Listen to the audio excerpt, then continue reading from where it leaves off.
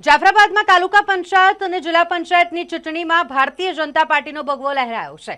ફરી એક વખત તાલુકા પંચાયત અને જિલ્લા પંચાયત ભારતીય જનતા પાર્ટીએ કબજે કરી છે। અહીં જાફરાબાદ તાલુકા પંચાયતની 16 બેઠકમાંથી 3 બેઠક બિનહરીફ થઈ હતી અને બાકીની 13 બેઠક પર ચૂંટણી થઈ, જેમાંની 2 બેઠક કોંગ્રેસને ફાળે ગઈ છે અને બાકીની 11 બેઠક ભારતીય જનતા પાર્ટીએ જેના પર જીત હાંસલ કરી છે। તાલુકા પંચાયતની આ બેઠકો વિશે વાત કરીએ તો 14 બેઠક ભારતીય જનતા પાર્ટીને ફાળે આવી છે અને 2 જિલ્લા પંચાયતો પર પણ ભારતીય જનતા પાર્ટીએ કબજો જમાવ્યો છે। એટલે કહી શકાય કે જાફરાબાદ તાલુકા પંચાયત અને જિલ્લા પંચાયતની ચૂંટણીમાં ભારતીય જનતા પાર્ટીનો ભગવો લહેરાયો છે।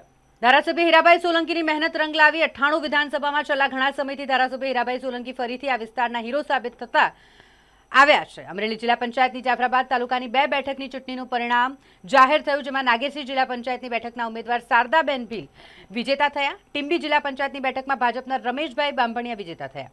ચૂંટણીના પરિણામોને લઈને લોકોમાં ખૂબ જ આનંદ છે। જાફરાબાદની મોડર્ન સ્કૂલ ખાતે ઉમેદવારો તેમજ સમર્થકો ખૂબ જ ઉત્સાહમાં જોવા મળ્યા અને તેઓ દ્વારા આ જીતનો જશ્ન પણ મનાવવામાં આવ્યો। આજે 28 તારીખના એપ્રિલના રોજ તાલુકા પંચાયત અને જિલ્લા પંચાયતની સીટ ભાજપે તેમના કબજે કરી છે અને દરેક ઉમેદવારો જંગી બહુમતીથી જીતા છે।